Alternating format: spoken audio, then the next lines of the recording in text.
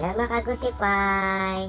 Hingi lang po sana ako sa inyo ng konting pasuyo. Huwag kakalimutan mag-subscribe, shares, and like. And mag-comment na rin para sa susunod natin mapag-usapan sa next vlog. Salamat! Kasambahay, yaya, maid o katulong, isang trabaho na dapat nire-respeto bilang tao. Hindi na bago ang usaping pangmamalupit sa mga ito, lalo na sa mga nagtatrabaho sa abroad. Dito sa Pilipinas, laman sa mga balita ang mga sikat na artista na umano'y may malupit na pakikitungo sa kanilang mga kasambahay. Panoorin ang video hanggang sa huli, ang 5 mga sikat na artista sa bansa na may issue ng pangmamaltrato sa kanilang mga kasambahay. Pero bago yan, kung bago pa lang kayo dito sa ating channel, huwag kakalimutan na mag-subscribe at i-hit na rin ang notification bell icon para ma-update sa mga susunod nating mga video. Maricel Soriano. Noong July 2011, inireklamo ang Diamond Star na si Maricel Soriano sa dalawa nitong kasambahay dahil sa umano'y pambubugbog nito na naganap sa condominium unit ng aktres sa Makati City. Ang mga kasambahay na nagreklamo ay sina May Casuela, 22 anyos, at si Camille Acohedo, 18 anyos. Sinabi ni May na nagalit sa kanya at sinipa siya ni Maricel Soriano nang hindi makontento sa ayos na mga damit nito na dadalhin sa isang okasyon. Nakita umano ang pangyayari ng anak ng aktres na nagtangkang umawat pa sa ina. Inakusahan naman ni Acohedo ang aktres sa paggamit umano ng illegal na droga na maaaring sanhi ng kakaibang ugali nito dahil palagi umano silang sinisigawan at pinagmumura ng Diamond Star. Papatayin ko kayo. Yun, mura na siya ng mura. Papatayin ko kayo, dito kayo mamamatay, sabi niya. Una nang itinanggi ng personal assistant ni Soriano na si Inday Castillo ang mga akusasyon ng mga kasambahay na umano'y gumagawa lamang ng mga imbentong kwento. At pagkatapos naman ng halos isang taon, nagkaroon ng kasunduan ng magkabilang kampo. Sa magkasamang salaysay na inilabas ng magkabilang kampo, minabuti nila na magkasundo at tapusin na ang hinwaan na namagitan sa kanila. Ito nga'y matapos mapagtanto ng magkabilang partido nang naganap na insidente ay isa lamang hindi pagkakaintindihan ng mga partido dahil sa bugso ng kanilang damdamin. Corina Sanchez. Si Corina Sanchez ay inireklamo ng kanyang katulong dahil sa umano'y hindi paghuhulog ng SSS remittances at hindi pagpapasweldo sa kanyang katulong. Ang nagreklamo sa kanya ay ang kanyang katulong na si Bernardita Inocencio. Bukod dito, inakusahan din si Corina Sanchez ng panggugulpi. Inamin naman ni Corina na hindi niya nagawang pasweldohan si Inocencio dahil sa binabayaran naman ito ng 500 pesos kada araw ng kanyang kaibigang si Paul Aquino. Makaraang magsilbi si Inocencio sa huli para magbalot ng mga regalo sa bahay nito sa Bel Air, Makati City. April 2002, naglabas ng desisyon ang Department of Justice na nababasura sa kasong kriminal na isinampa laban kay Corina. Sa 8 pahinang resolusyon na ipinalabas ni State Prosecutor Robert Lau at Prosecution Attorney Mark Halandune, ibinasura nito ang kasong paglabag sa Section 28 ng Republic Act 8282 o Social Security System Law at paglabag sa Article 116 ng Labor Code laban kay Sanchez. Ikinatwiran pa ng DOJ sa naturang desisyon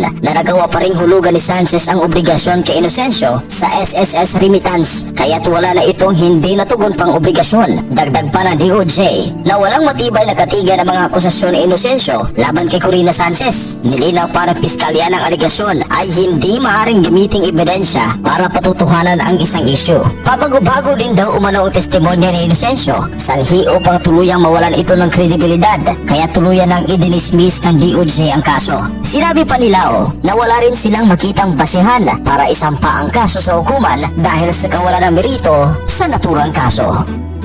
Barbie Imperial. Noong December 2019, inireklamo si Barbie Imperial ng kanyang personal assistant o PA na nagngangalang si Annalyn Revilla. Dumulog ito sa programang Wanted sa Radyo ni Raffy Tulfo upang ireklamo si Barbie dahil sa kanyang di umano'y pang-aabuso. Ayon kay Revilla, ginagawa siyang kasambahay ng aktres at pamilya nito. Dagdag pa niya, simula nung dumating siya sa bahay nila Barbie ay ginawa na siyang katulong imbis na isang PA. Sa umaga, kahit hindi pa siya nagkakape, ay pinalilinis pa siya ng dumi ng aso. Bukod pa dito, sinabi rin ito na kulang siya sa pahinga. Pagod siya sa pagsisilbi kay Barbie. Pagod pa siya sa paglilinis ng bahay nito. Buti pa sana anya kung malaki ang sahod. Ngunit ang nakakalungkot, 7,000 pesos kada buwan lang ang sinasahod niya, na talaga namang mas mababa pa sa minimum wage rate. Ngunit sa kabila ng lahat, tumanggi pa rin magpakumbaba ang aktres. Nang tawagan siya nila Raffy Tulfo, tumanggi si Barbie na mag-public apology sa harap ng maraming tao. Sa halip ay pumayag na lamang siya na sarilinin ang usapan nila at bayaran ang kulang na pasahod kay Revilla. Pumayag naman si Revilla at nagbigay ng babala na sana ay maging eye-opener ito sa ibang mga tao. Mariel Rodriguez. Noong 2011, nagtrending si Mariel Rodriguez sa Twitter matapos itong tinawag na evil ang kanyang kasambahay dahil sa hindi nito na i-record ang episode ng Guns N' Roses na pinagbibidahan noon ng kanyang asawang si Robin Padilla. Malakas ang kutob ni Mariel na sinasabotahe siya ng kanyang kasambahay. Hindi kasi nagawang panoorin ni Mariel ang serye ng asawa dahil sa kanyang kabisihan, kaya inutusan niya ang isa sa kanyang kasambahay na i-record ito para kanyang mapanood sa mga susunod na araw at para wala siyang mamiss na episode. Subalit hindi ito nagawa ng kanyang kasambahay dahilan na sobrang galit ni Mariel at tinawag niya itong evil. Aminado naman si Mariel na nasabi niya iyon dahil sa nadala umano ito sa kanyang emosyon. Matagal na umano sa kanya ang naturang kasambahay. Giit pa niya, kung masama pa ang kanyang ugali o pakikitungo sa mga kasambahay, edi sana walang kasambahay na magtatagal sa kanyang poder. Heart Evangelista.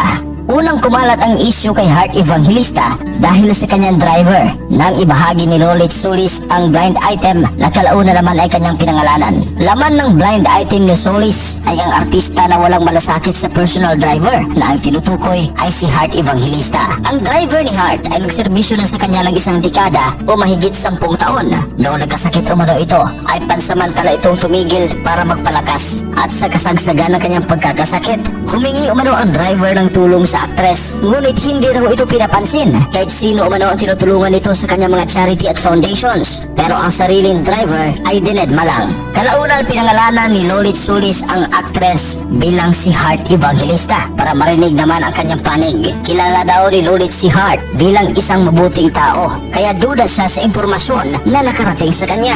Ayon kay Heart, mabait naman siya sa driver niyang nagangalang si Antonio at sa katunayan, nagbibigay pa nga siya ng regalo dito tulad na lamang ng Tecno Marine Watch at separation pay.